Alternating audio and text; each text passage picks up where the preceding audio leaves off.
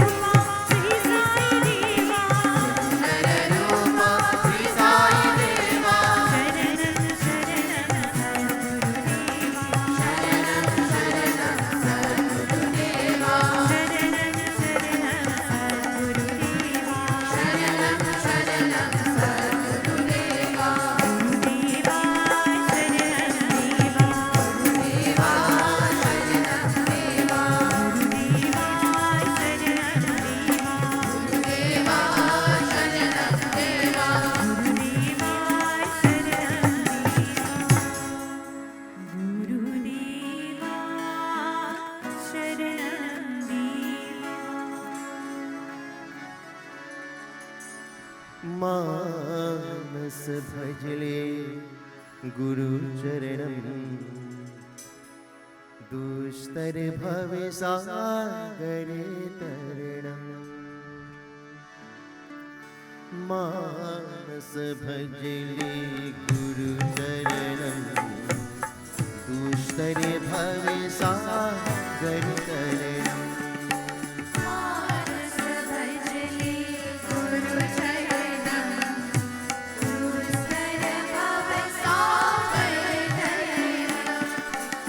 गुरु महाराज गुरु जय जय गुरु महाराज गुरु जय जय गुरु महाराज गुरु जय जय गुरु महाराज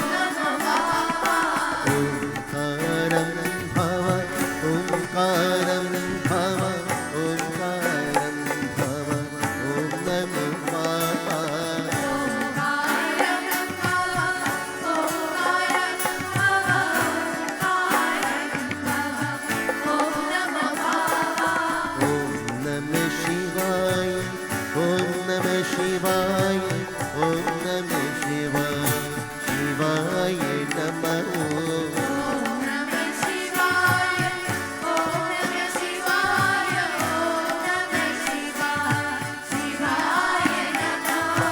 मानस भजले गुरु चरण दूसरे भव सागर तरण मानस बदले गुरु चरणम, दुस्तर भव सागर तरणम. गुरु महाराज गुरु जय जय गुरु महाराज गुरु जय जय. गुरु महाराज गुरु जय जय गुरु महाराज गुरु जय जय. साईनाथ सद्गुरु जय जय सत्य साईनाथ सद्गुरु जय जय. साईनाथ सद्गुरु जय जय सत्य साईनाथ सद्गुरु जय जय. ओम नमः शिवाय ओम नमः शिवाय ओम नमः शिवाय शिवाय नमः ओम नमः शिवाय, ओम नमः शिवाय, ओम नमः शिवाय, शिवाय नमः. ओम नमः शिवाय ओम नमः शिवाय ओम नमः शिवाय शिवाय नमः ओम नमः शिवाय, ओम नमः शिवाय, ओम नमः शिवाय, शिवाय नमः. अरुणाचल शिव अरुणाचल शिव अरुणाचल शिव अरुण शिवा अरुणाचल शिव, अरुणाचल शिव, अरुणाचल शिव, अरुण शिव. ओंकारं भव ओंकारं भव ओंकारं भव ओम नमः पावा ओंकारं भव, ओंकारं भव, ओंकारं भव, ओम नमः मानस भजले गुरु चरणं दुस्तर भव सागर तरणम् प्रेम से बोलो श्री उमापति महादेव की सत्य साई बाबा भगवान की जय। रस विलोला नंद लाला रास विलोला नंद लाला. रस विलोला नंद लाला रास विलोला नंद लाला. रस विलोला नंद लाला राधा माधव नंद लाला. राधा माधव नंद लाला राधा माधव नंद लाला. राधा माधव नंद लाला. रास विलोला नंद लाला. रस विलोला नंद लाला. रास विलोला नंद लाला. रस विलोला नंद लाला नंद किशोरा नंद लाला. नंद किशोरा नंद लाला नंद किशोरा नंद लाला.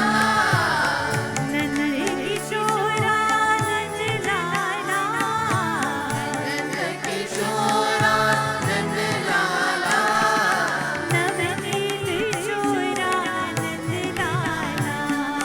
नव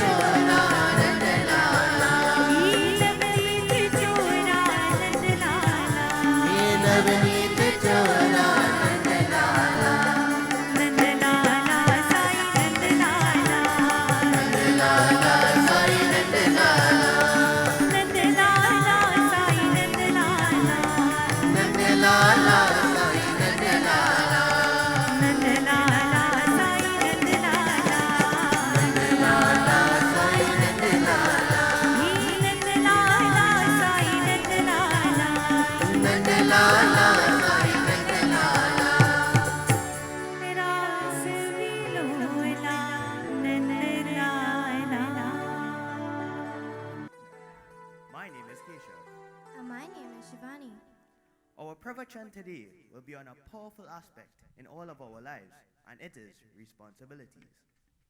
Brothers and sisters, do you have responsibilities? Of course you do.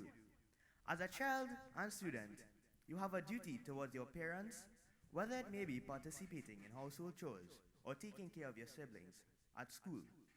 Your responsibility is to complete all your work on time, follow the rules of the school, and show respect to all members of staff. Adults, especially if you have a family, you have more responsibilities because you would have to provide the needs and wants to satisfy members, teach the younger members of the families morals and values and about their religion and culture. Being responsible leads to more trust and freedom because people know they can count on you to do the things that you are expected to do.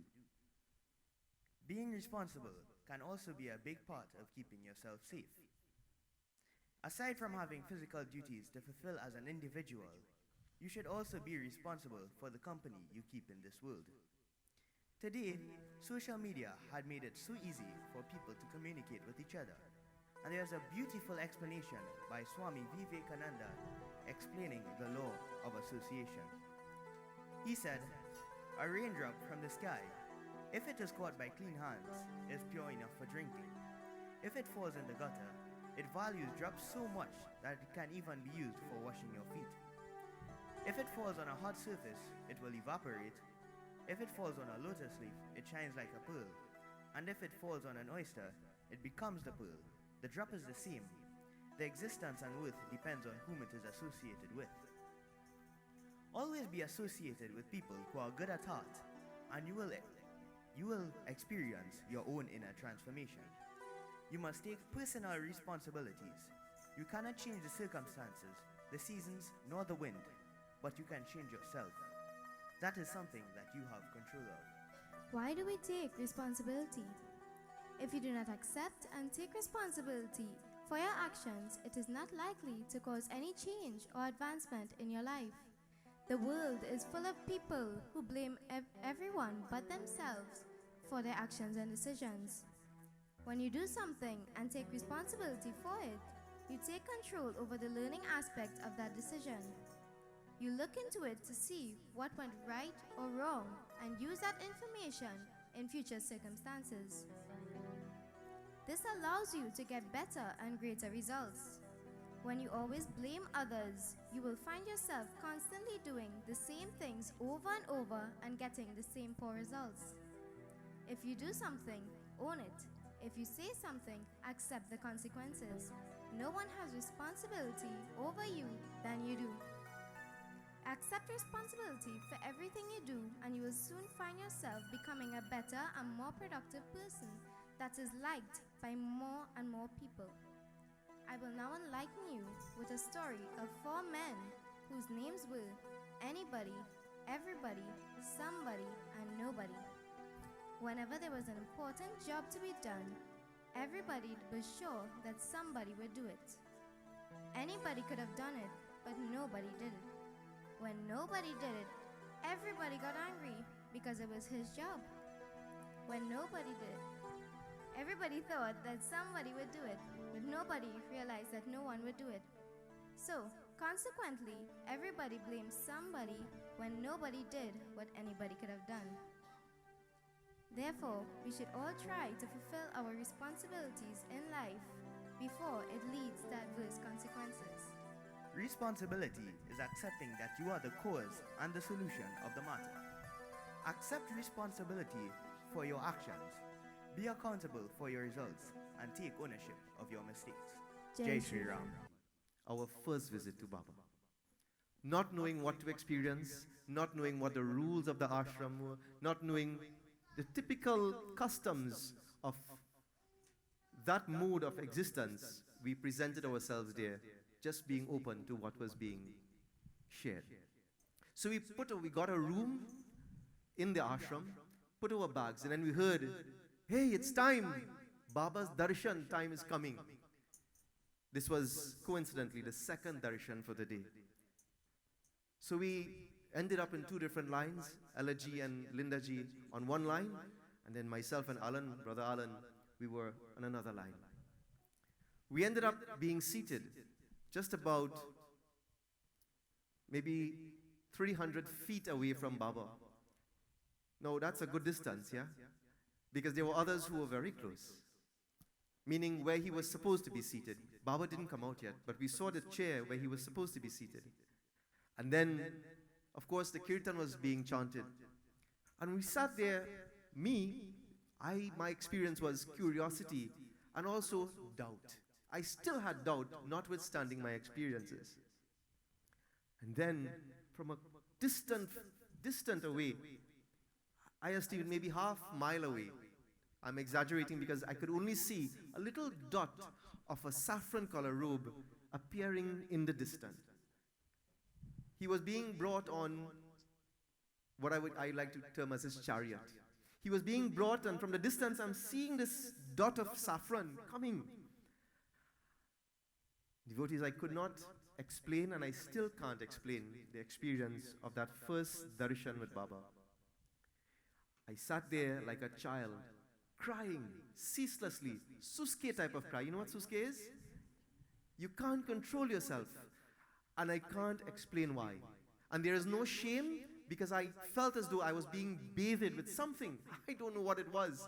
I was experiencing a level of being overwhelmed with a being, or being in the presence of an entity, no longer a person, but an entity whose energy was washing my presence there. That is what it felt like. Baba came, and of course from a distance now, I am envious, I am jealous of those who were in front, unable to experience him even closer away. But the tears and the crying and the susking didn't stop.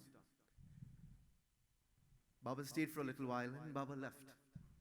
And then of course, most people, and I'm talking about thousands and thousands of people, not little handfuls, thousands of the darshan hall was filled. And most people, short of maybe 10, 15, 20, a little handful of people stayed back. Just, I'm not sure why, sitting there, just basking in the environment that we were now planted in. Having seen Baba, he left, and then we're sitting there. And in less than a few minutes, 2 to 3 minutes, almost as though he knew what the desire was, Baba came back around into the darshan hall. Our families got the opportunity to see Baba, to get that blessing, literally 3-4 feet away from Baba. And that was our first experience with Bhagwan Sri Sathya Sai. I'm sharing this experience with you this morning because I want you also to doubt. I want you to start from a place of doubt, because doubt is one of the most powerful places you can start. But don't stop with doubt. Doubt should be the beginning of your journey. And you will not find the answer right away. It may not happen in the first conversation, in the first satsang, in the first year, in the first 10 years of your journey. I don't know when it will be. But what I am sure about is, just when you start with that doubt, keep challenging the doubt. Keep being curious about that something that you're experiencing or tasting or glimpsing. And you will find that that experience will come to you, maybe not in my way, because the experience of Baba, the experience of God, the experience of the divine is very unique. It comes to you based on your state of readiness. And once you are touched, once you start tasting that experience, then there is no stopping. Today, we join in celebrating the birth anniversary. Of course, it was on the 23rd of November, Thursday gone. But today, we join in celebrating the birth anniversary of Bhagwan.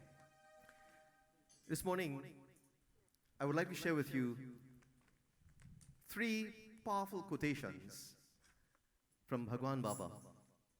And he speaks about becoming the Sai. Becoming Sai. What does that mean? The first quotation says, Baba says, first be, then do, then tell. First be, then do, then tell.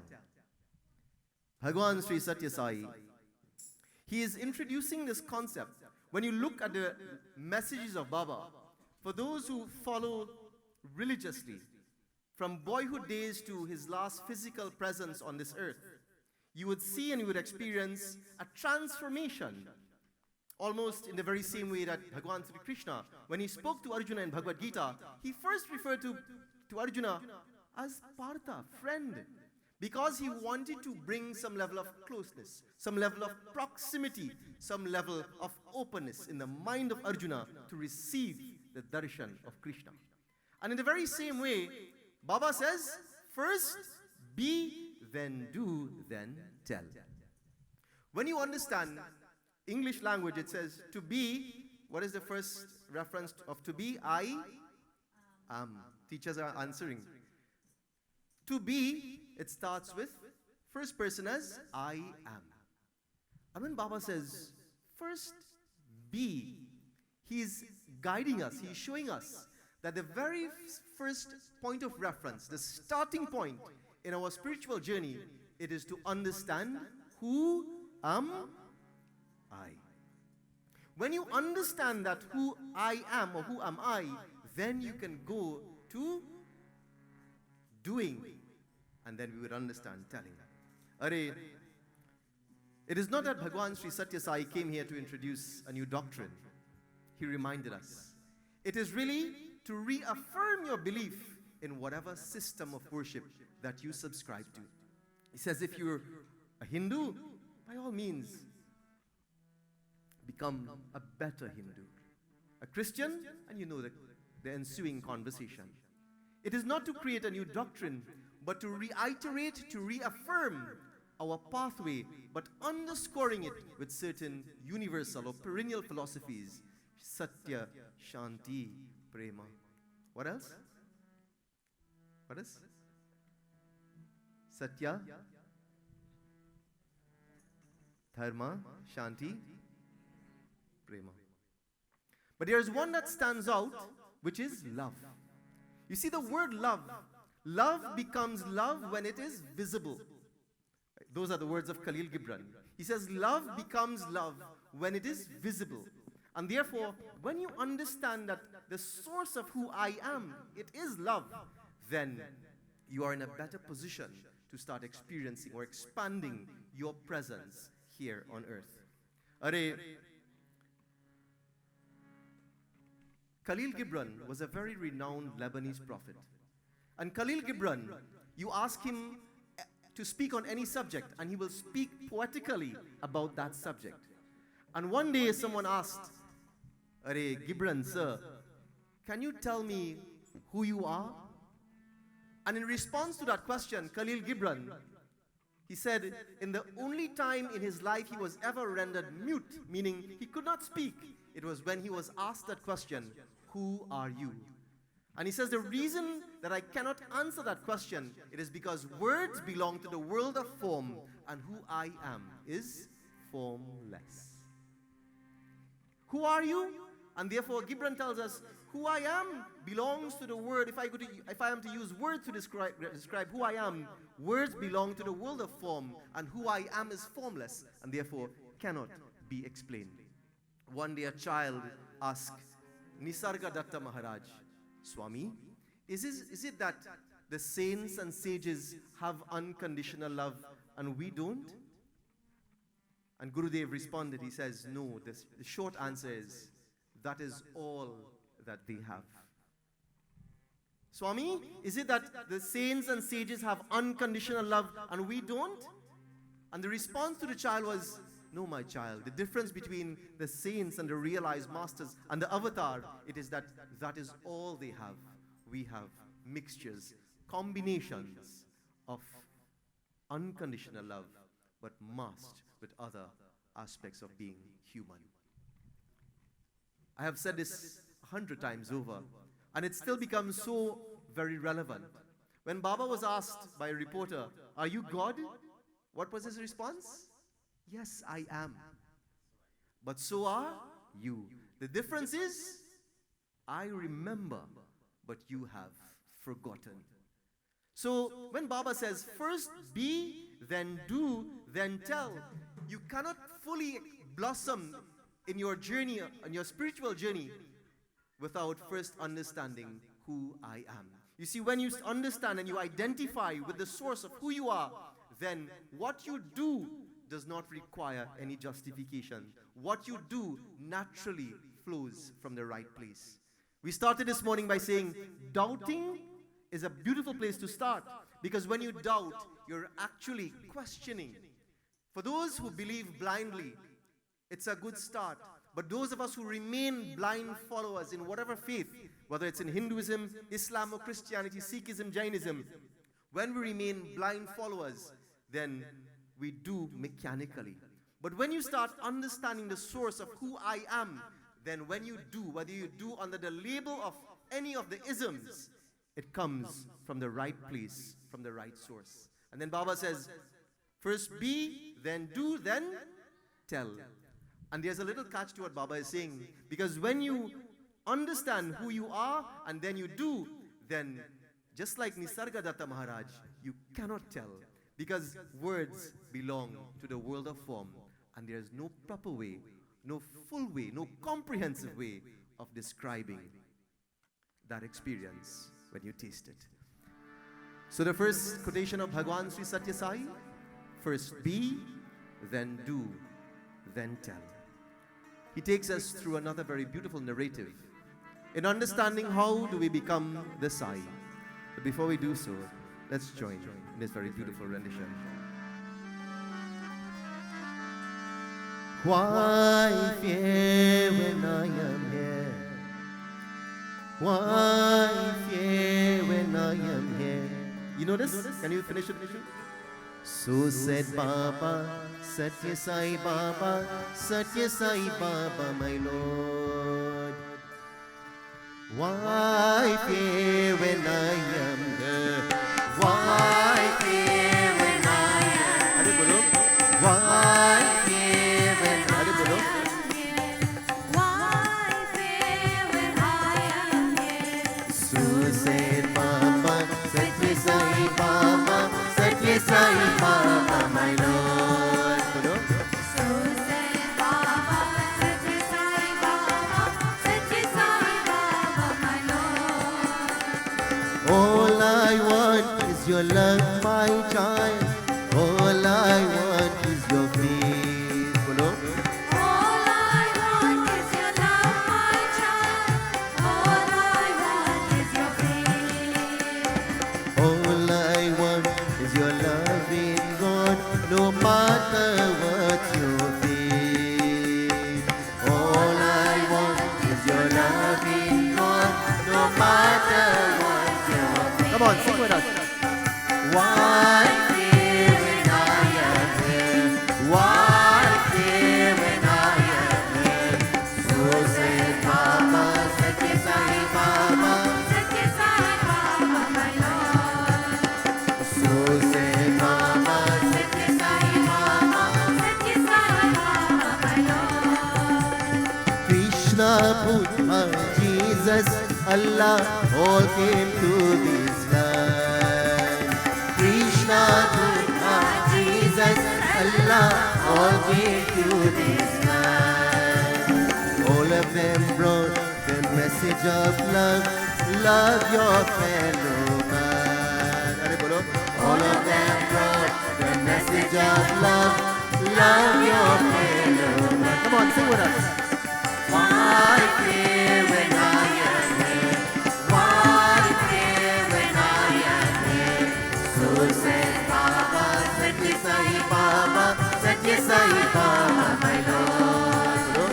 So said Baba, Sathya Sai Baba, Sathya Sai Baba, my Lord. the light you see in the dark of night is that of God in man. The light you see in the dark of night is that of God in man. First be, then do, then tell. When you understand the light that is within you, that is the light he's referring to you. The light you see in the dark of night is that of God in man. The light you see in the dark of night. is that of God in man. Find the light that is in your heart and reach the promised land. Find the light. That is in your heart and reach the promise. Come on, lift your voices and sing. Why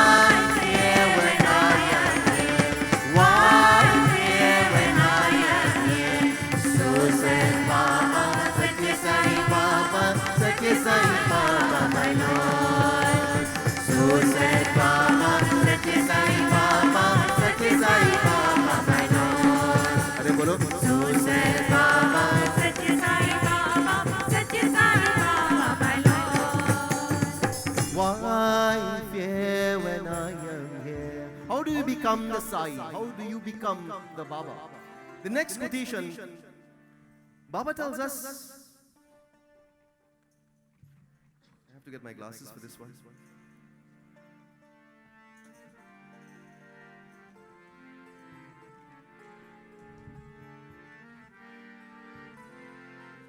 He says, who can affirm that God is this or God is thus? Who can affirm that God is not of this form or with this attribute? Baba tells us. He says, each one can acquire from the vast expanse of the ocean only as much as can be contained in the vessel he carries to its shores. Baba says, from that quantity, meaning that little vessel that we carry, from that quantity, they can grasp but little of that immensity. Baba is telling us about the claim that some stake on this concept that is God. Who can affirm that God is this versus God is that? And therefore, we're reminded this morning, he goes on in that very same conversation to speak about the 7 blind men. You know this analogy? The 7 blind men were taken to an elephant, and they were asked to go and interact with this elephant and then describe what that elephant is. So the very first blind man, he went to the elephant and he held on to the trunk. And when he felt it, he walked away and he was preaching the gospel of an elephant. And he described the elephant, it is like a long, thick rope. Then the second blind man went to the very same elephant and he held on to one of its feet. And in holding on that foot of the elephant, he experienced something. And he walked away describing, I know what an elephant is like. An elephant is like the trunk of a huge, strong tree. Then the third blind man went and he experienced the elephant, the very same elephant, but he touched the tusk of the elephant. And he had another descriptor. Was any of them wrong? They were all right from the small exposure to that elephant. But having had a small exposure, they thought that their experience was the experience, or their description was the description of that elephant. You know, while Baba starts us off in the conversation of saying, he is here to reaffirm our commitment to religion, whatever religion you belong to. He takes us a little further in that conversation, and he reminds us about the story of the role of religion versus the journey in spirituality. Can I say that again? Baba reminds us about the role of religion versus the journey in spirituality. Because many of us, when we hold on to saying that I am a Hindu, the mere fact that we lock on to saying that I am a Hindu, we have extended the words I am. And when we add to the words I am, we start localizing our presence, our concept of ourselves into something that is narrower than I am. Tattvamasi aham brahmasmi. And we're reminded that who you are, it is beyond the identity of being Hindu or Christian or Muslim or Sikh or Jain. And this is why Baba is connecting, he's running the universal thread of love through all walks of life, and he's showing us that there is something that these prescribed, organized religions are meant to take you towards. You see, there's a story of 4 philanthropists. You know what is a philanthropist? A philanthropist is somebody who is a do-good person, always looking for an opportunity to do good. Many of you are philanthropists in your own way. So one day in the middle of a war, there were prisoners of war. And you know, according to the rules of war, when you have people in captivity and you have them as prisoners of war, POWs, the captain of this particular camp, he decided these people were here for such a long time. He sent word out into the village, those who would like to come and render seva, service to those who were in captivity, they were welcome to do so. So the first man came, and he walked into the camp, the prison camp, and he saw the conditions.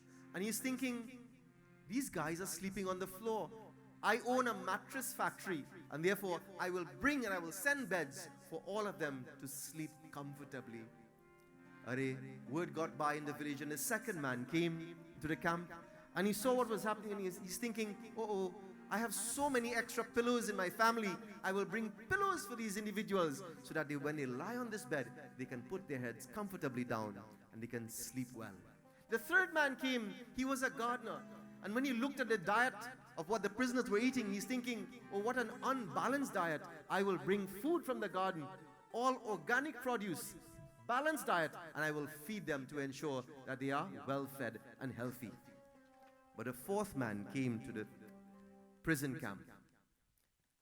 And when he got there, he saw what was happening. And you know what he did? He walked around, he looked very carefully, and he found the keys to the prison gates. And he gave it to them so that they can set themselves free. You see, this very beautiful analogy is sometimes when we hold on to thinking who I am, but the I am is not, meaning your identity is rooted in the wrong place.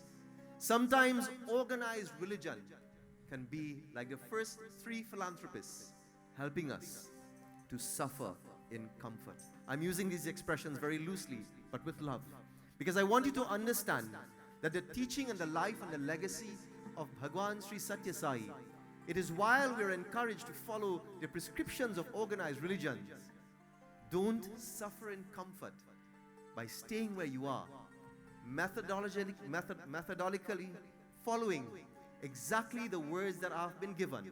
But he is saying, find the keys.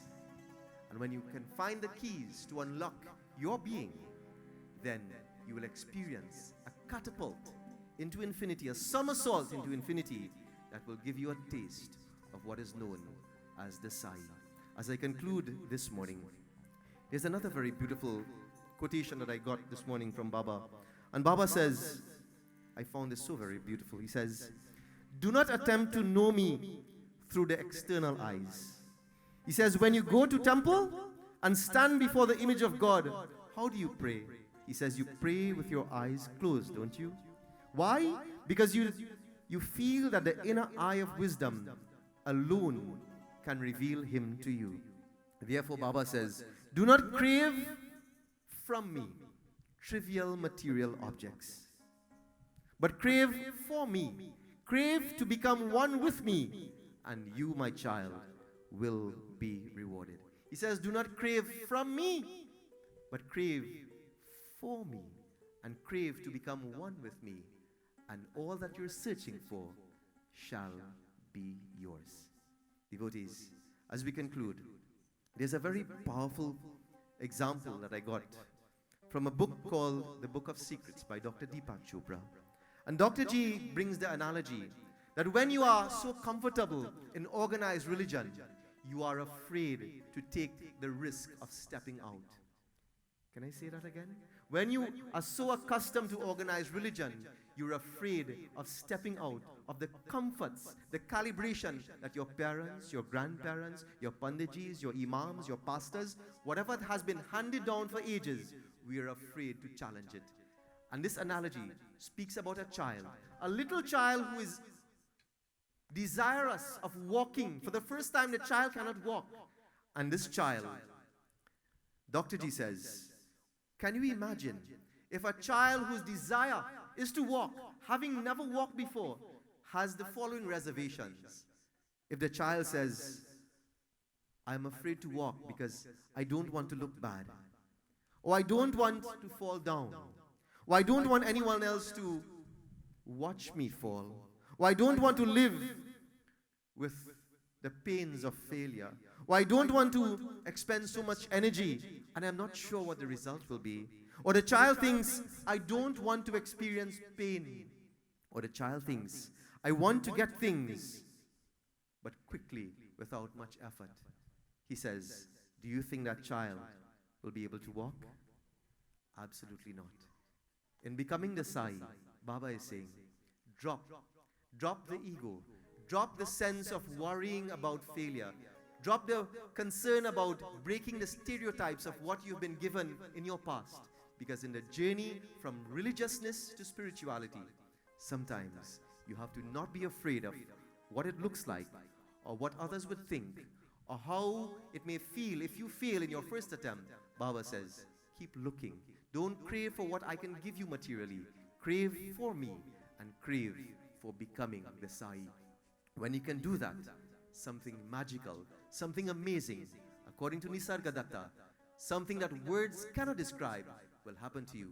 Remember, first be, then do, and you will find you will get yourself to the point where you would like to tell, but you cannot describe it. Prem se bolo Sri Bhagwan Sri Satya Sai Baba ki, Satya Sai Baba Bhagwan ki. Jai.